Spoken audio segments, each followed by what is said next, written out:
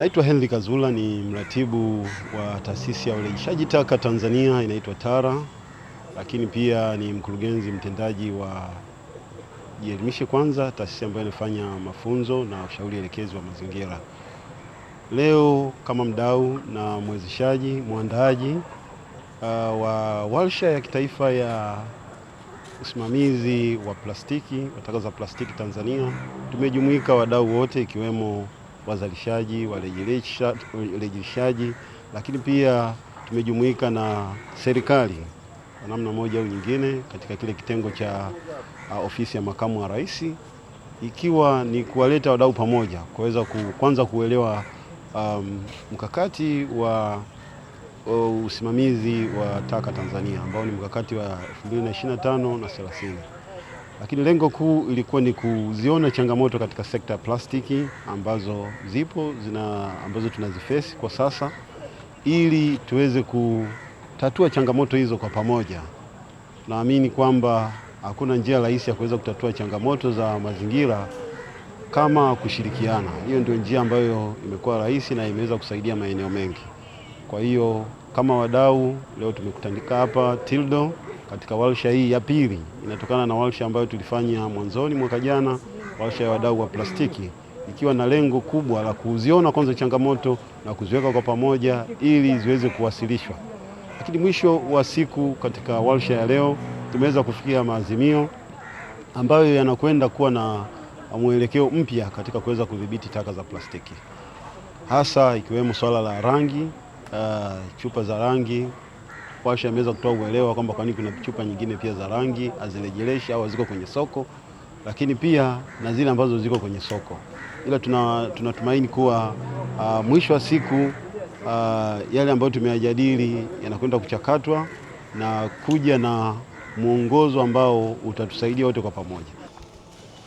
Karibuni sana katika factory yetu hapa, facility ya Preo Company Limited. Kwa majina anaitwa Wenceslaus German Soka, ni moja ya co-founders wa Preo Company Limited. Kampuni yetu tulianza, historia yetu fupi, tulianza mwaka 2016 kama CBO, kama kikundi kile cha mazingira cha mtaani, lakini mwaka 2023 tuweza kujisajili kama kampuni ambayo inajihusisha rasmi na urejelezaji wa taka za plastiki, kuweza kuzitoa kwenye takataka kuwa katika malighafi ya viwanda ili kuweza kutumia kuweza kuzalisha bidhaa zingine kama vile bidhaa za vifungashio, bidhaa za ujenzi, pamoja pia na parts au vifaa vya kwenye magari. So sisi hapa tunadili na aina 5 za plastiki. Aina ya kwanza ambayo tunadili nao ni chupa kwa lugha ya Kiswahili au PET kwa lugha ya kisayansi, ambayo ni hii hapa chupa. Tunadili nazo za rangi zote. Tunadili na chupa zile nyeupe, za light blue pamoja na nyeusi, ambazo ni shida sana Tanzania. Ni shida sana kupatikana, ni shida sana kurecycle, ni shida sana. Swali zuri sana. Kufika Sumbawanga.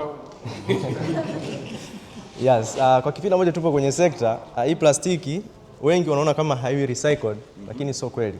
Hii plastiki inaweza kurejeleshwa, lakini changamoto ni kwamba wakusanyaji wetu hawaoni thamani yake kwa sababu ina gharama ndogo kwenye ukusanyaji. Kwa mfano, wewe ukienda kwenye ofisi ukaambiwa unalipa $100 na ofisi nyingine inakulipa $500, utaenda kwenye ofisi ipi? Hilo ndio jibu ambalo tunalo kwenye hili chupa. Lakini tayari kuna initiatives mbalimbali kama hizi za PROs kama kina Petpro, Texpro na zingine, au na viwanda vingine ambao vinasaidia pamoja na wadau mbalimbali wanaosaidia kutoa elimu, lakini pia kuweza kusaidia kukuza thamani ya hii chupa, kwa sababu pia hii ni chupa kama zingine, zinaweza kuwa recycle na kutengeneza bidhaa nzuri. So kinachofanyika katika hiyo ni aina ya kwanza ya plastiki. Aina ya pili ambayo tunadili nayo ni PE, ambao hapo zimegawanyika mara mbili. Hizi ni zile mtaani wanaziita tu plastiki, yaani ni plastiki lakini wanaziita plastiki kwa wale wakusanyaji wetu. Lakini hizi zimegawanyika mara mbili. Kuna HDPE kwa lugha ya kisayansi pamoja na LDPE. Hii hapa, asante sana kaka. Hii hapa unayoiona, hii ni HDPE ambayo hii imezalishwa kwa kutumia extrusion process. Hii ni process ambayo tunayokuja kutengeneza madumu mbalimbali. Umeona, lakini nyingine ni LDPE ambazo ni zile nylon kama zile za carton ambazo zinajengwa kwa ajili ya vifungashio kama hivi na zile ambazo zinatumika kwa ajili ya kufanya wrappings majumbani, majikoni, pamoja na zile trash bags ambazo sasa hivi zimeanza kuwa na elimu kubwa sana katika majumbani mwetu. Yes. Aina ya nyingine ambayo tunadili nayo ni PP ambayo pia yenyewe pia PP. Yes, ambayo ni polypropylene ambayo na yenyewe pia inatumika kwa ajili ya kutengeneza viti, inatokana na ndoo, meza. Asante sana, pamoja na hizi buckets. So hizi pia tunazikusanya katika vituo vyetu mbalimbali ambavyo vipo hapa Dar es Salaam pamoja pia na vingine tunashirikiana nao wengine Dar es Salaam pamoja na nje ya mikoa mingine. Tunazileta zote hapa kwa ajili ya kuweza kutengeneza material. Aina ya mwisho ni PVC ambayo yenyewe ni kwa ajili ya mabomba. Mabomba haya majumbani mwetu, unapojenga nyumba yako unataka ufanye electrical installation, zile conduit pipe zile zinatumia PVC pamoja na zile socket na vitu vingine, sewage systems zile zote hizo ni PVC. So sisi tuna aina mbili ya bidhaa ambazo tunazizalisha hapa. Bidhaa kubwa ya kwetu ni pellet au granules, zinakuwa kama vile mchele.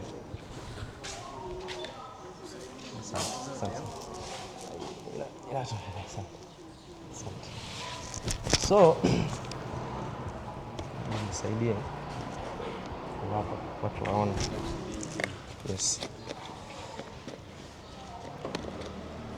Yes. Hii hapa ni aina ya PP. Kwa mfano hii hapa ilikuwa inatumika kwa ajili ya kutengeneza drip. Zile chupa za drip zile kwa ajili ya kuwekea kwenye hospitali. Hii ni aina ya PP na hii hapa ni aina ya HDPE ambazo sasa hizi ndio kwa ajili ya kutengeneza madumu, mabomba mengine ya maji. Sasa hivi serikali inatusaidia sana kwenye kuweka mifumo ya maji mingi, lakini pia hata mifumo ya kusafirisha mafuta pia wanatumia HDPE.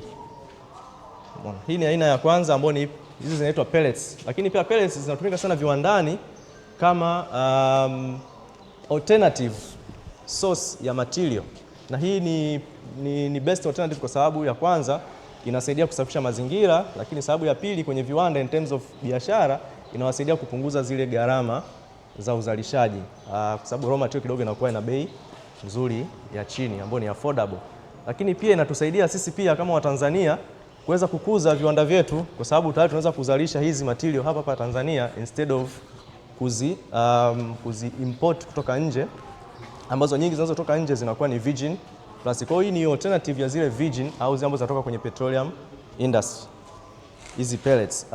Kitu kingine aina nyingine ya bidhaa hiyo na hiyo aina nyingine ya bidhaa ambayo tunazalisha ni flex au plastiki iliyosagwa. Hii sasa kuna aina za plastiki ambayo sisi kwa upande wetu bado hatuna machinery za kusema tuweze kuiongezea thamani zaidi, sababu kila mnyororo uzuri wa plastiki ni kwamba kila stage ya plastiki ina thamani.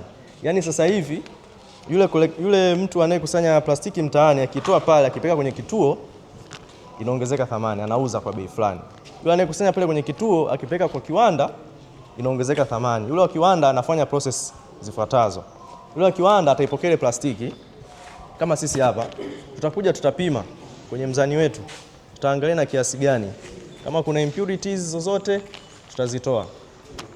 Lakini tukitoka hapo kwenye stage ya kupima, tunaenda kwenye stage nyingine inaitwa sorting. Tunaenda kufanya sorting. Sasa hapo ndo tunaenda kuangalia sorting, kuna aina inadili na aina ya rangi, aina ya plastiki. Sorting unaifanya baada ya kumlipa au kabla ya kumlipa? Umeshamlipa. Sasa kama ukikuta hizo zinakatwa. Ndio maana nimesema kama kuna impurities au vitu ambavyo tuvihitaji, tunavirudisha kwake aondoke navyo, au tunakuwa tumevikata pale kwenye mzani. Umeona? Kwa hiyo kishafika sasa ndani baada ya malipo, tunafanya sorting. Ambayo hiyo sorting tumesema ni kwa aina ya plastiki, hizo ambazo tumezitaja tunadili nazo. Tunaenda kwenye aina ya rangi, tutatenganisha. Kwa mfano kama kwenye chupa tukusanya chupa hizi za light blue, unaona kama hizi zimesagwa, na hizo chupa nyeusi zinatenganishwa kulingana na rangi yake, ili sasa, kwa sababu tunaangalia mwisho wa siku nayempelekea ni nani na anatumia kwa matumizi gani. Lakini pia unavyotenganisha hiyo rangi, hapo unakuwa pia umeongeza thamani, kwa sababu hizo zina thamani tofauti. Kama nilivyowaambia pale kwamba chupa nyeusi inaonekana kwa sababu haina recycled, ndio maana inakuwa na thamani ya chini.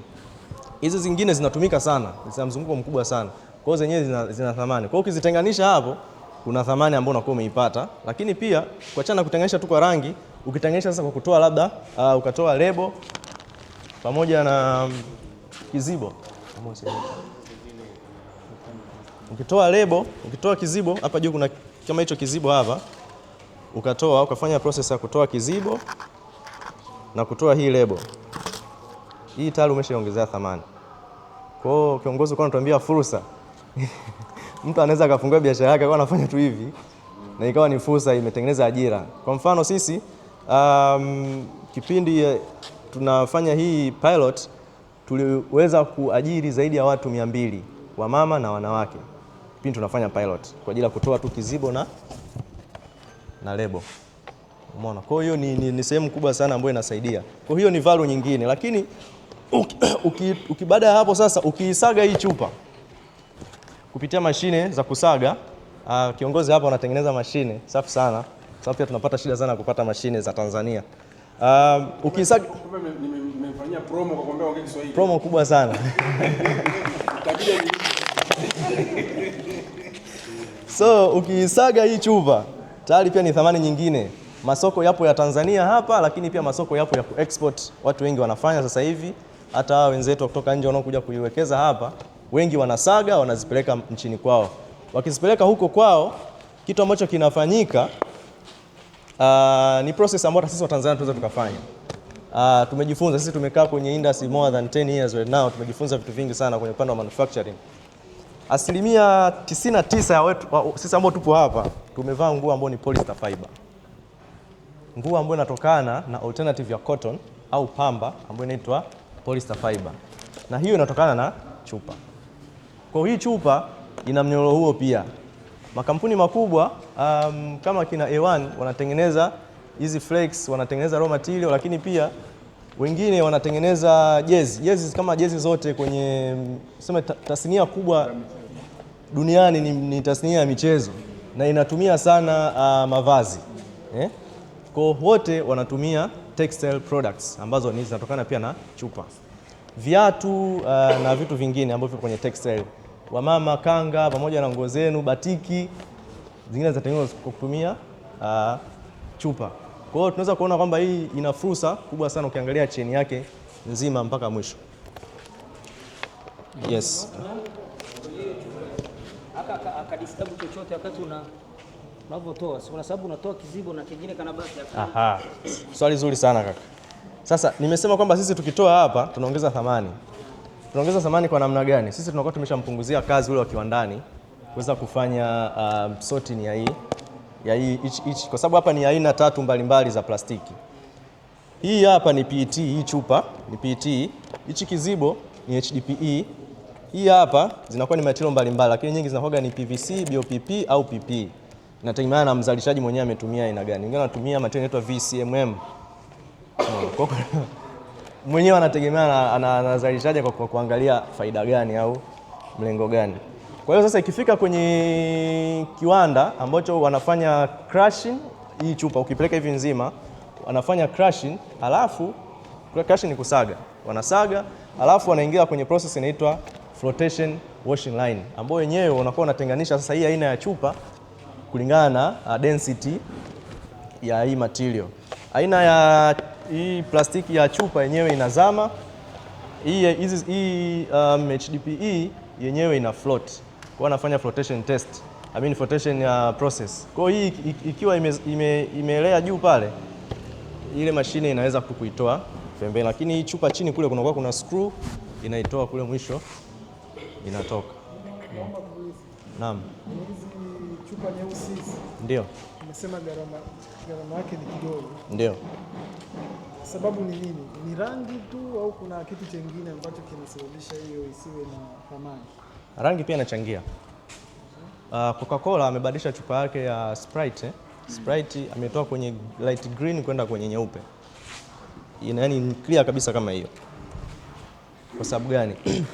Hii chupa sasa hivi ukiisaga, ukienda kuifanyia processing, uweze kuiwekea rangi. Itabaki kuwa nyeusi hivi. Lakini hii au hiyo naweza nikaiprocess kwa namna mbalimbali, inakuwa flexible. Kwa maana hii inakuwa na thamani kuzidi hii. Yeah. Umeona? Hiyo ni moja ya sababu.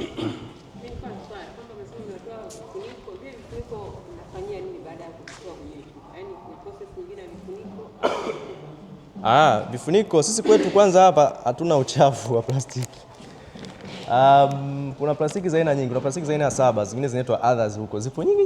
Sasa hivi kwenye wenzetu wapo mbele teknolojia ya plastiki, wana mix sana. So tunachokifanya kwenye hichi kizibo sisi tunakisaga, tunatengeneza material kama nilivyosema. Kwa sababu hii ni HDPE. Kwa hiyo tunatengeneza material hizi ambazo ni pellets. Umeona? Alafu tunaweza kuuza kwa wahusika. Hii lebo tunaisaga afu then tunauzia makampuni mengine kwa sababu tunaweza kutengeneza flex pamoja na pellets. Lakini pia tupo kwenye mpango tayari na mashine ambayo tunazifabricate hapa Tanzania kwa ajili ya kutengeneza bidhaa kutoka kwenye vizibo pamoja na hizi. Lakini pia makampuni mengine Tanzania yapo ambayo yanafanya value addition. Hiyo nimeongelea upande wetu. Isipokuwa binafsi na makampuni mengine kama kina EcoAct, kina Rena wanatumia hizi kama ID Design, makampuni mengi. Plasmat wanatengeneza mbao. Kwa sababu moja ya makampuni ambayo tunayauzia material.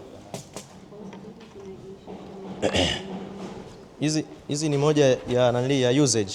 Hawa kwa mfano ni wadau wetu wakubwa sana. Wenyewe wanatengeneza hizi mbao, zinaitwa WPS. Ni wood plastic compost. Umeona hiyo imekuwa mixed na plastiki pamoja na zile nini? Sawdust, timber dust zile. Umeona? Yes. Kwa matumizi yapo mengi japokuwa sisi kwa kwetu maana kama tunavyoendelea kukua tunahitaji more investment kuweza ku diverge kwenye bidhaa mbalimbali kuweza kusaidia production. Naomba mswali. Mimi pia nilikuwa na swali. Kwamba umeelezea kwamba hapa mnadili na aina 5 za plastiki. Ndio. Vipi kuhusu plastiki nyingine? Kwa sababu tunaona kuna sachet lakini pia hii hapa unaifanyia nini? Aha. Kwa kuongezea hapo, kwa swali lake linaendana na kwa changamoto ambazo zipo. Sawa, najua unafanya solution ya hii. Lakini mpaka saa hizi hii sio sustainable solution. Inaweza ikawa ni project, ni pilot alafu baadaye ikaanguka. Kulingana na nini? Market yake sio reliable. Unaelewa? Tuna viwanda kama vitatu kama sio vinne ambavyo vinabadilisha hizi kwenda kwenye mikanda, kwenda kwenye tunaita ni kamba strips zile strips au plastic straps, packaging straps. Funga marobota ya cotton kama hivi. Itakuja tu kama hizi. Ina maana hizi nyingi kwenye viwanda ambavyo vinatengeneza hizi wanatumia za energy. Ndio. Na kwa sababu ina rangi, ina maana hawana haja kwa rangi nyingine za mkanda. Kwa sababu anaweza mkanda green, mkanda wa mweusi na angalau hiyo inaonekana kama ndo sustainable, japokuwa wao wapo wengi wapo kwenye EPZ. Ni kwamba asilimia kubwa wanabidi wa export. Nadhani asilimia 20 wana kwa local consumption. Bado pia wanakutana na changamoto ya nini? Ya masoko. Lakini katika hii za energy kuna ambazo zina ubora na ambazo zina ubora wa chini. Na hiyo ni hii. Kwa mfano ukiangalia nadhani ile inashika ndio yenyewe ambayo ubora wake uko chini. Kwa maana katika zile zingine zote hii ndio ina ubora wa nini? Wa chini. Kwa maana hata katika hii inabidi kuboreshwe ubora wake bado ili kuongeza thamani ya mafanya nini? Kwa sababu hata kule wao wanaona kama hii ni usumbufu kidogo. Kwa hiyo nilikuwa nataka jaribu kueleza solution ziko zile za kubwa, ziko za pilot, ziko ambazo dynamic ya soko sio issue sana. Sasa ieleza kulingana na changamoto ambazo wewe unakumbana nazo kwenye PET sasa, kwenye hizi plastic PET sasa moto. Au plastic kwa ujumla. Changamoto zipi ambazo unafikiri zikiondoka sasa value itakuwa kubwa kwako, kwa ukotaji, uchumi rejeshi? Ndio sasa.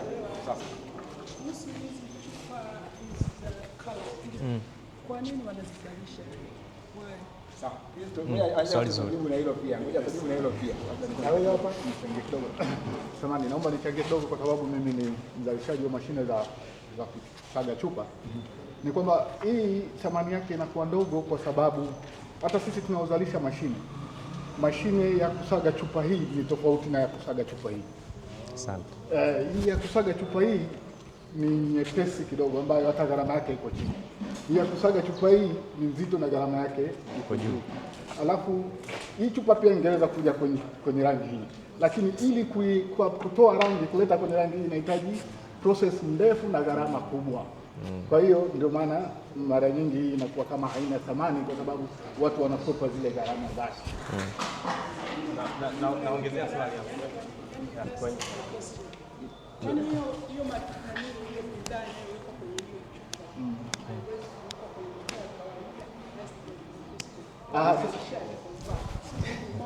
Okay. Asante. Okay.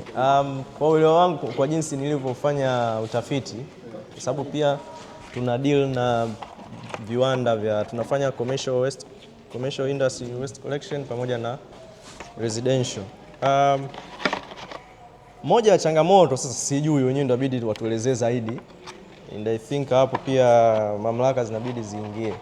Sisi wengine tunafanya tu utafiti, wanatujibu, lakini in detail rangi ina sehemu mbili. Cha kwanza ni muonekano. Kwa ile chupa pale inaonekana vizuri, nasema unavutiwa macho, it's a marketing strategy. Lakini kitu cha pili ambacho mimi binafsi nimeweza kukitambua, kuna issue ya chemical reaction ya hizi, kwa sababu hizi soda ni chemicals. Kwa kuna issue kuna process inaitwa oxidation, kwamba ile chemical mle ndani ikipigwa na jua ina react. Unaona kuna soda nyingine au hata maji ikikaa kwenye jua yanakuwa na ladha tofauti. Kwa hiyo hiyo pia ni moja ya sababu. Lakini sasa kuna makampuni mengine yanatoka kwenye hiyo rangi yaenda kwenye rangi nyingine. That means pia ni change.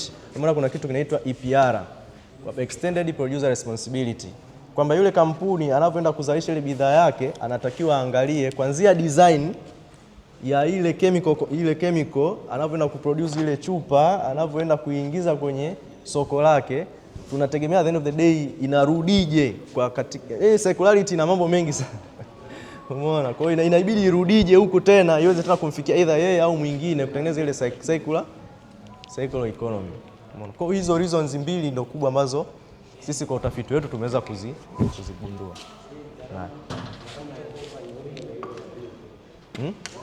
Gharama. Chupa nyeupe na hizi chupa za rangi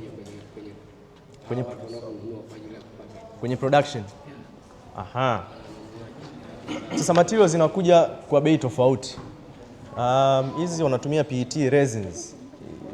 Zinakuja kwa bei tofauti kulingana na alivyo huyo producer amenunulia wapi. Kwa hiyo nikisema nimjibie ame production cost yake ipoje, siwezi kujua. Lakini plastic is cheap. Plastic is cheap.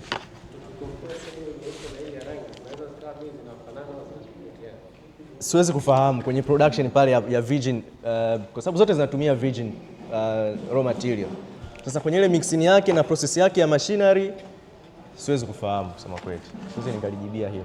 Lakini baada ya pale sasa zikishaingia kwenye soko zikawa waste, naweza nikasema hii kulingana na mindset ya wadau, lakini pia kulingana na teknolojia. Unaona kama kiongozi ametuambia hii na hii na ile mashine zake ni mbili tofauti. Kwa hiyo pia unaweza ukaona changamoto iliyopo.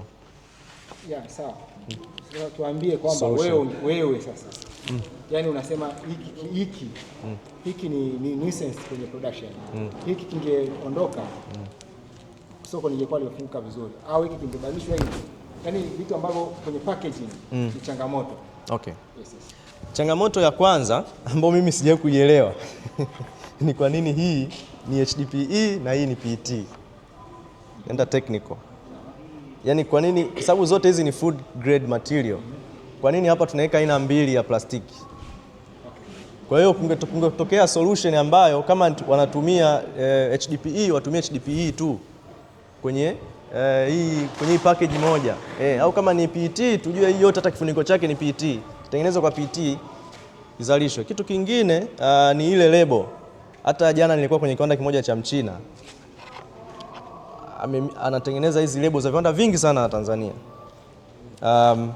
Itakuwa sio vizuri kuzionyesha, lakini hizo lebo alikuwa ananionyesha kulikuwa kuna PE na PET zimekuwa mixed. Nikamuuliza kwa nini unazalisha hii? Yaani kwa nini unatumia hii? Kwa sababu hii ni changamoto na amepata shida sana. Amezunguka kwenye recycle, nimeanza kufanya naye, ameanza kuniuliza sisi tufanye recycling ya hizo waste zake kuanzia mwaka jana mwezi wa 6. Nikamwambia sikiliza, mimi naweza tukachukua hizo sample, tufanye test kwenye kiwanda chetu, lakini pia kwa sasa sisi tupo katika taasisi ya industrial research, tuweze kufanya utafiti, tuone namna gani tunaweza tukairecycle, tuweze pia kudili na wadau mbalimbali. Nikampa muda kuanzia mwaka jana mwezi wa 6 mpaka leo hajapata mdau hata huyu mmoja ambaye yupo tayari kuchukua hizo waste zake.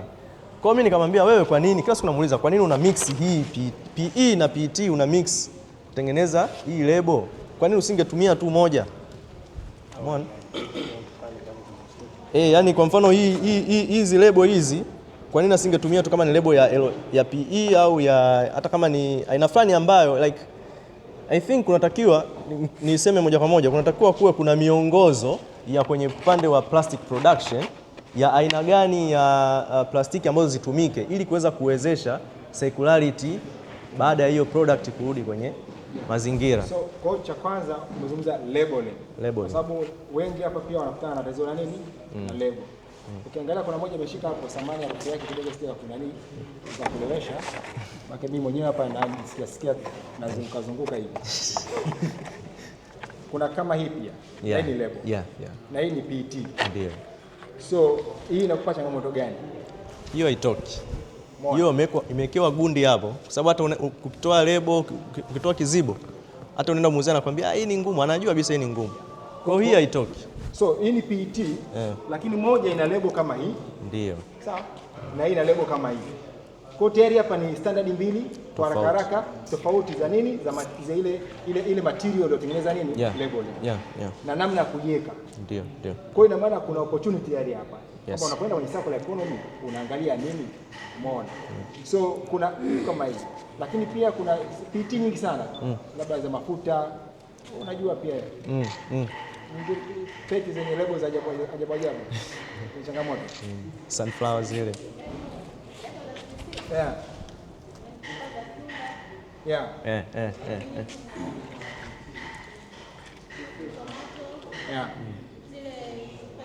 Tomato paste zile tomato nini?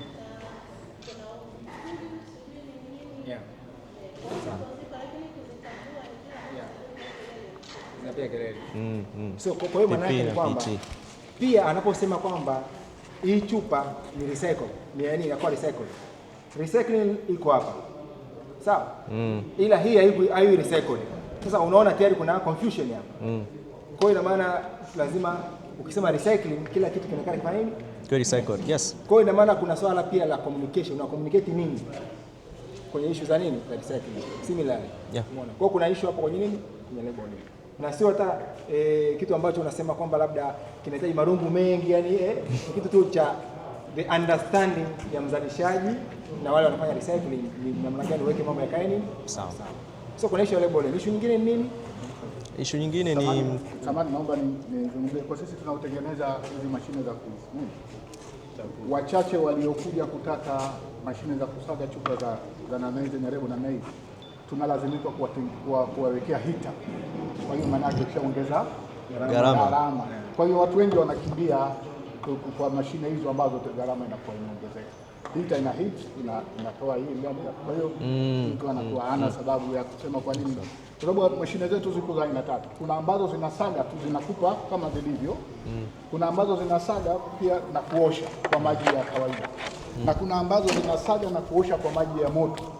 Ile ya maji ya moto ndio inakuwa na thamani kubwa, kwa sababu chupa nyingine zinahifadhiwa mafuta, zingine zinahifadhiwa maziwa, zingine na vitu kama hivyo. Kwa hiyo ikioshwa na ile ya maji ya moto, maana yake unapata ile material ambayo ni safi kabisa yani. Kuna changamoto najua hizi vifungashio hivi kwa sasa hivi. Hivi vipi sokoni kwenye swala la kuzirecycle? Changamoto zile pale ni kwamba zinawekewa print. Ile print ni kusema kweli inapunguza thamani ya raw material. Kwa mfano